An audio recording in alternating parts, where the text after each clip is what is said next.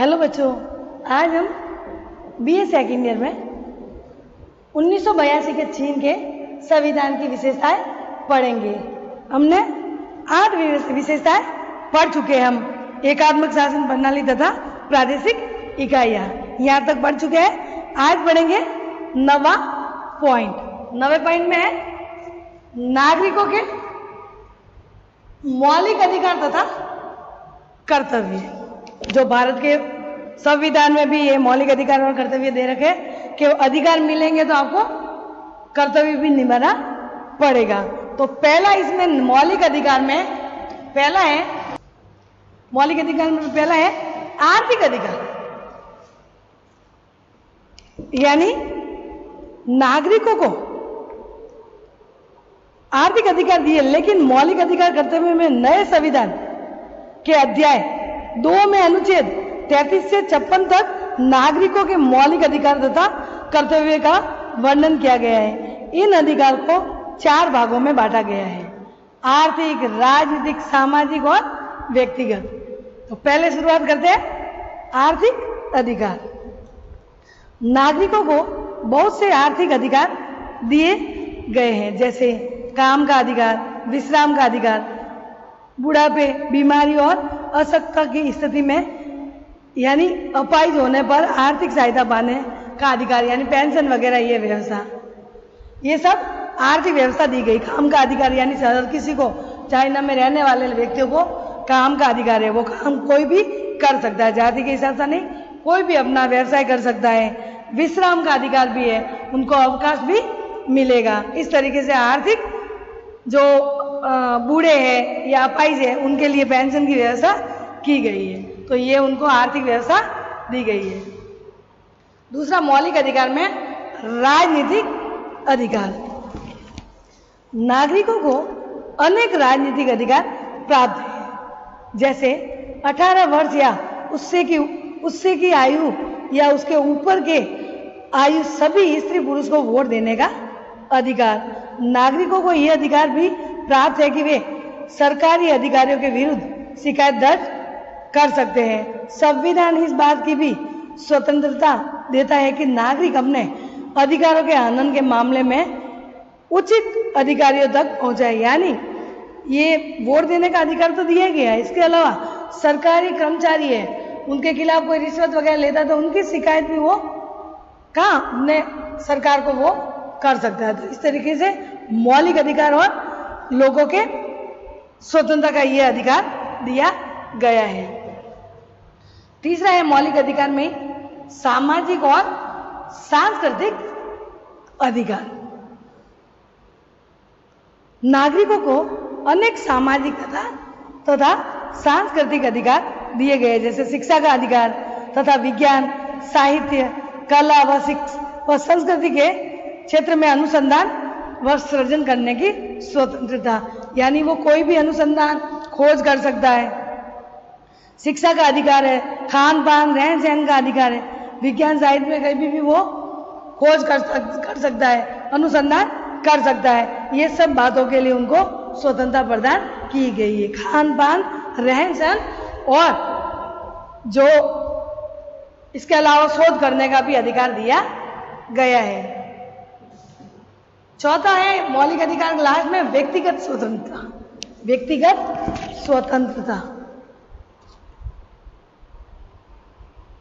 कई व्यक्तिगत स्वतंत्रता भी दी गई है, जैसे भाषण, अभिव्यक्ति, सभा व प्रदर्शन कर आदि की स्वतंत्रता, हड़ताल का अधिकार, धर्म पालन की स्वतंत्रता आदि। इसके अलावा मार्च 2004 में राष्ट्रीय जनवादी कांग्रेस ने संविधान में संशोधित करते हुए अनुच्छेद 33 कोष्टक 3 में निम्नलिखित मानवाधिकार को मूल अधिकार में सम्मिलित किया गया है। संविधान में नागरिकों के अनेक कर्तव्य का भी वर्णन किया गया है। नागरिकों का यह कर्तव्य है कि संविधान व कानून का पालन करें, सार्वजनिक संपत्ति की रक्षा करें, मातृभूमि की रक्षा करें, सेना की भर्ती होने के लिए सदैव तैयार रहे, करों का नियमानुसार भुगतान करें तथा आक्रमणों का प्रतिरोध करें। संक्षेप में अन्य पिछले संविधानों की तुलना में नागरिकों के अधिकार व कर्तव्य काफी बढ़ गए हैं। तो कहने का मतलब संपत्ति का अधिकार, सार्वजनिक संपत्ति का अधिकार, मातृभूमि के रक्षा के लिए सेना में भर्ती होने के लिए सदैव तैयार रहना, यानी आनाकानी नहीं करना, क्योंकि देश के लिए बलिदान देना सबसे बड़ा कार्य है। तो ये कर्तव्य भी उनको 2004 में संशोधित करके 33 कोष्टक 3 में ये दिए गए हैं। अब है मौलिक अधिकार, ये चारों दी गए। अब 10वां है समाजवादी अर्थव्यवस्था। समाजवादी अर्थव्यवस्था यानी पूरे समाज के लिए ये तो मौलिक अधिकार है, लेकिन समाज के लिए अलग से क्या दे रखा है उसमें हम पढ़ेंगे। नए संविधान में चीन की अर्थव्यवस्था की चर्चा की गई है। चीन में 2 प्रकार के उत्पादन के साधनों का प्रबंध किया जाता है, संपूर्ण जनता द्वारा समाजवादी स्वामित्व और श्रमजीवी जनता द्वारा समाजवादी सामूहिक स्वामित्व, यानी पूरी जनता के लिए स्वामित्व बनाए रखना। उत्पादन के क्षेत्र में चीन के 2 मतलब उत्पादन क्षेत्र में 2 है, संपूर्ण जनता द्वारा और जो श्रमिक कार्य करते हैं उनके द्वारा किए जाते हैं। राज्य कृषि के अतिरिक्त अन्य क्षेत्रों में मजदूरों और व्यवसायों को कानून की परिधि के अंतर्गत उद्यम की आजादी देता है, किंतु व्यक्ति के द्वारा दूसरे व्यक्ति का शोषण वर्जित है, यानी वो स्वतंत्र है। समाजवाद में हमने पैसे बढ़ाने के लिए, अर्थव्यवस्था के लिए वो कोई भी कार्य कर सकता है, वो स्वामित्व अपना खुद का है, वो खुद भी मजदूरी भी कर सकता है और कृषि क्षेत्र में भी वो अपना कार्य कर सकता है। इसको पूरी तरीके से स्वतंत्रता दे रखी है, लेकिन किसी का शोषण, दूसरे व्यक्तियों का शोषण नहीं करेंगे। संविधान के अनुसार अर्थव्यवस्था का समाजवादी राज के क्षेत्र सबसे अधिक महत्वपूर्ण तथा विस्तृत हैं।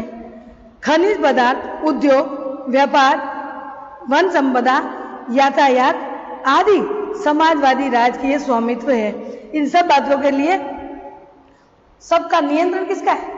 सरकार का नियंत्रण है, क्योंकि वहां पे साम्यवादी व्यवस्था है।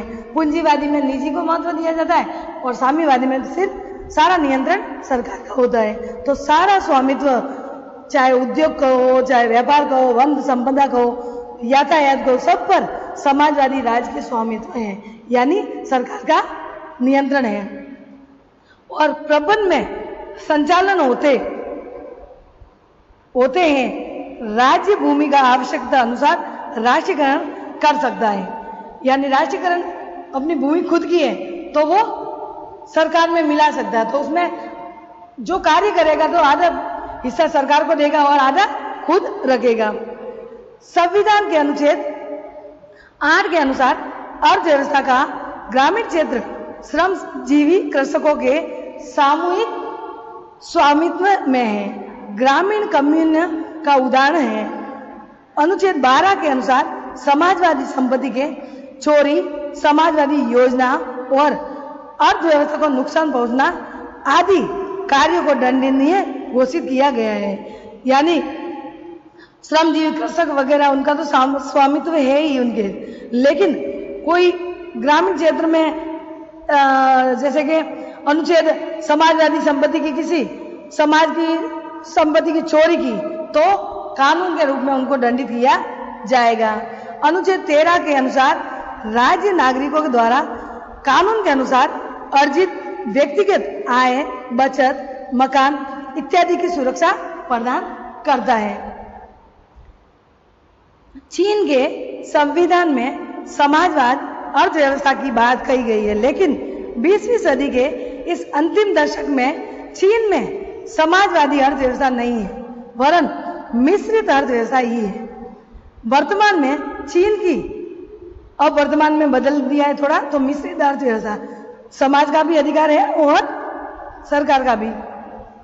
वर्तमान में चीन की राजनीतिक व्यवस्था का लक्ष्य शक्ति, आर्थिक विकास और आधुनिकीकरण है तथा इस उद्देश्य से बाजार अर्थव्यवस्था के तत्वों को अपना लिया गया है। अक्टूबर 1992 में 1992 में चीन की कम्युनिस्ट पार्टी की जो 14वीं कांग्रेस आयोजित हुई। इसका सम्मेलन साम्यवादी शासन को बनाए रखने के लिए पूंजीवादी व्यवहार की नीति को स्वीकार करने के साथ हुआ। यानी साम्यवाद में देखा कि निजी को महत्व नहीं दिया जाता, अब वो पूंजीवाद को भी महत्व देने लग गया। कब? 1992 के बाद, 1992 के बाद। किंतु उदारीकरण, निजीकरण और भूमंडलीकरण यानी वैश्वीकरण, एक देश दूसरे देशों से जुड़ना, किसी सामाजिक, आर्थिक, राजनीतिक, सांस्कृतिक किसी भी तरीके से जुड़ना, जैसे इंटरनेट द्वारा, तो भूमंडलीकरण के प्रभाव से अब चीन भी बच नहीं पाया है। अब उसमें भी निजी संपत्ति के विचार को अपनाया है। फलस्वरूप मार्च 2004 में संविधान के अनुच्छेद 13 में संशोधन कर ये जोड़ा गया है कि राज्य नागरिकों की विविध रूप से अर्जित आय, बचतों, मकानों तथा अन्य विधिक संपत्ति के अधिकारों की रक्षा करेगा तथा राज्य नागरिकों के उत्तराधिकार में राज्य निजी संपत्ति के अधिकार की विधि पूर्वक रक्षा करेगा। तो कहने का मतलब 2004 के बाद थोड़ा सा रूप उन्होंने पूंजीवादी का भी ले लिया है। हम निजी को भी महत्व दे रहे हैं और निजी भी अपनी संपत्ति खुद की रख सकते हैं और वो भी व्यापार कर सकते हैं। तो इस तरीके से बच्चों ये समाजवादी अर्थव्यवस्था उन्होंने अपनाई है। 11 पॉइंट है राजनीतिक दलों के गठन की स्वतंत्रता, लेकिन वस्तुतः एक दलीय व्यवस्था, यानी राजनीतिक दल गठन बना सकता है, अलग दल बना सकते हैं, लेकिन वस्तुतः एक दल में ही, उसी दल में उनको जाना पड़ेगा। साम्यवादी दल, कम्युनिस्ट पार्टी। तो इसमें सैद्धांतिक दृष्टि से चीन में राजनीतिक दलों के गठन की स्वतंत्रता है और चीन में साम्यवादी दल के अतिरिक्त 8 अन्य राजनीतिक दलों का अस्तित्व है। लेकिन चीन का संविधान इन सभी राजनीतिक दलों पर साम्यवादी दल को प्रमुखता और नेतृत्व की स्थिति प्रदान करता है। इस दृष्टि से प्रतियोगी राजनीति का अभाव है और एक दलीय प्रणाली है। नए संविधान की प्रस्तावना में साम्यवादी दल के महत्व और भूमिका की सराहना की गई है। संविधान से स्पष्ट होता है कि चीन की सारी जनता के नेतृत्व की दूरी साम्यवादी दल है, यानी वो दल बने हुए लेकिन वो नेतृत्व नहीं कर सकते। दूसरे दल हैं लेकिन नेतृत्व नहीं कर सकता। संविधान की प्रस्तावना में ही लिखा गया है कि पिछले 30 वर्षों से सभी जातियों के लोगों ने साम्यवादी दल के नेतृत्व में अपनी विजय यात्रा जारी रखी है, वह बड़ी सफलता अर्जित की है। अक्टूबर 1992 में आयोजित 14वीं पार्टी कांग्रेस में पुनः स्पष्ट कर दिया है कि चीन पाश्चात्य ढंग की बहुदलीय व्यवस्था को कभी नहीं अपनाएगा। इस प्रसंग में 2006 के मध्य तक कोई अंतर नहीं आया, यानी अभी तक है तो सिर्फ कौन सी पार्टी, कम्युनिस्ट पार्टी, साम्यवादी दल है, एक दल को ही महत्व दिया गया, लेकिन राजनीतिक दलों के गठन की तो स्वतंत्रता दी है। आप राजनीतिक दल बना सकते हैं लेकिन नेतृत्व नहीं कर सकते, न वो खड़ी हो सकती है दल, न जनता उनको वोट देगी। तो एक दल ही है, उनको स्वतंत्रता दी है दलों बनाने के लिए, लेकिन वहां पे एक ही दल है, एक दल ही वो नेतृत्व बनाएगा और वो ही सरकार चलाएगा। तो सैद्धांतिक दृष्टि से राजनीतिक दल गठन करने की स्वतंत्रता तो दे रखी है, लेकिन वस्तुतः वहां पे एक दलीय प्रणाली की व्यवस्था की गई है।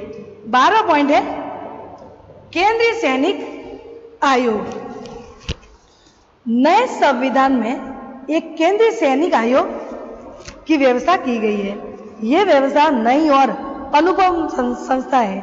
चीन के पूर्ववर्ती संविधानों में इस प्रकार की कोई संस्था नहीं थी कि देश की सेना को निर्देश यही आयोग देगा। इस आयोग में सभापति, उपसभापति तथा सदस्य होते हैं। आयोग के समस्त दायित्वों की जिम्मेदारी सभापति पर होती है। सैनिक आयोग के सभापति जनवादी राष्ट्रीय कांग्रेस तथा उसकी स्थायी समिति के प्रति उत्तरदायी रहेंगे।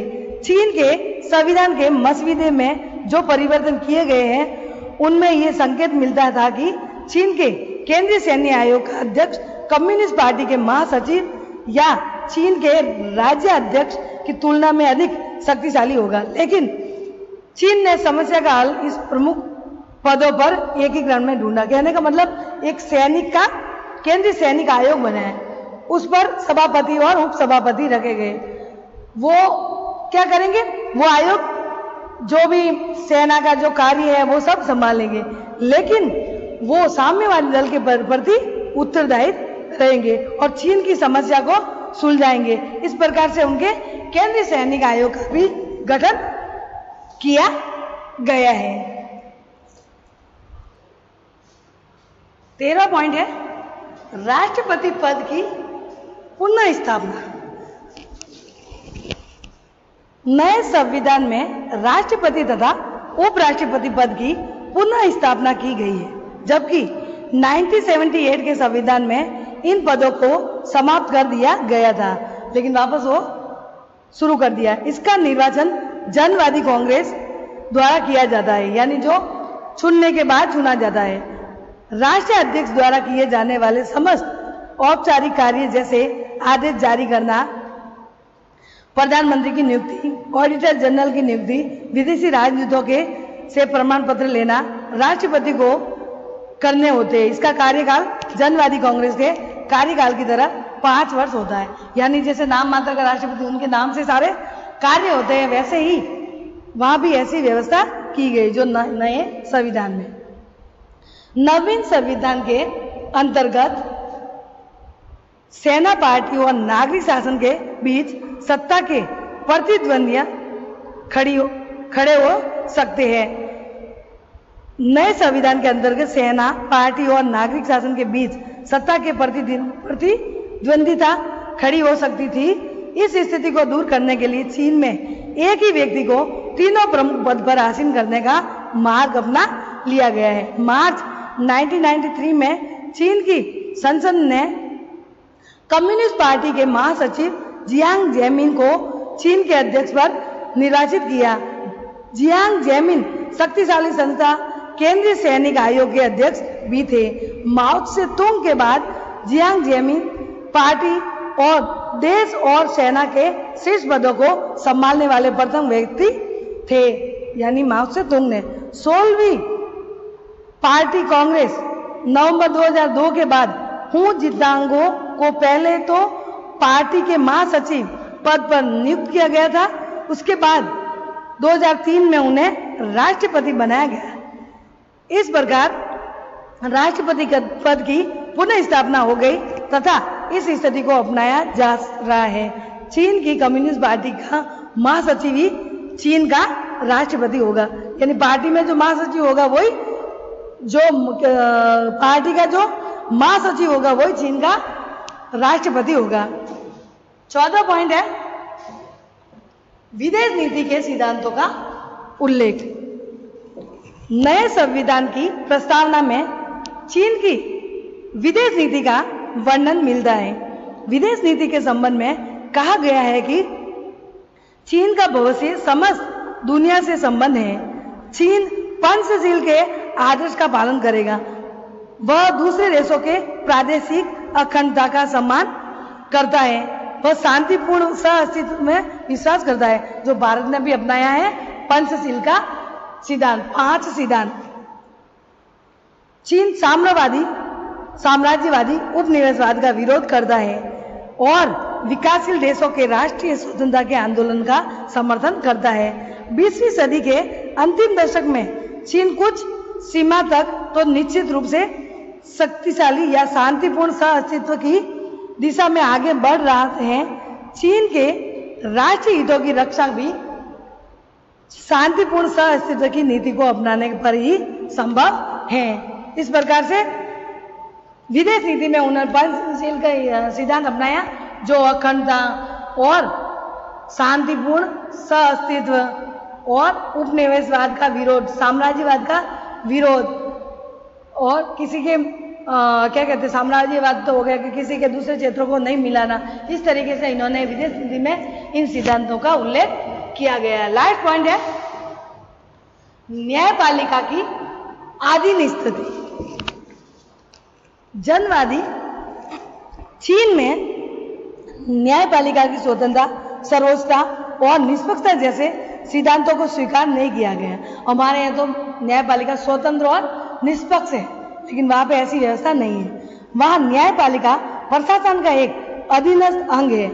न्यायपालिका को संविधान की व्याख्या करने, संविधान विरोधी कानून को रद्द करने तथा सरकारी हस्तक्षेप के विरुद्ध नागरिकों के मूल अधिकारों की रक्षा करने का अधिकार नहीं है। हमारे ये सारे अधिकार हैं, लेकिन न्यायपालिका वहां की आधी नहीं स्थिति, पूरी स्थिति सही नहीं है। सर्वोच्च जनवादी न्यायालय को राष्ट्रीय जनवादी कांग्रेस संसद के प्रति उत्तरदायी बना दिया गया है। तो कहने का मतलब वो संसद के प्रति उत्तरदायी है।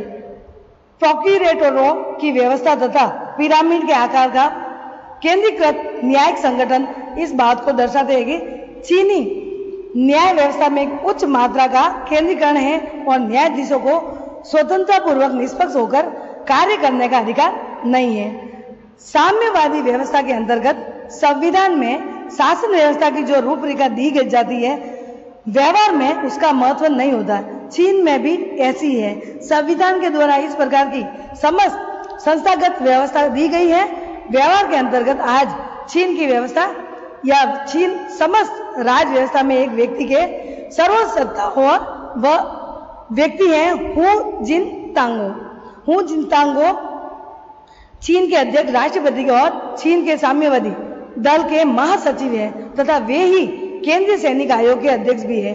हू सर्रा और उन्हें आज के विश्व का सर्वाधिक शक्तिशाली व्यक्ति कहा जा सकता है। चीन की राज व्यवस्था का ये हू जिनताओ युग है। आज चीन आधुनिकीकरण और सुधारवादी की दिशा में तीव्र गति से आगे बढ़ रहा है। चीन सुधारवादी और आधुनिकीकरण के अपने इस प्रयत्नों की किस सीमा तक सफलता प्राप्त कर पाता है और चीन की राजनीतिक व्यवस्था और समस्त व्यवस्था क्या रूप लेती है, इस बात का समस्त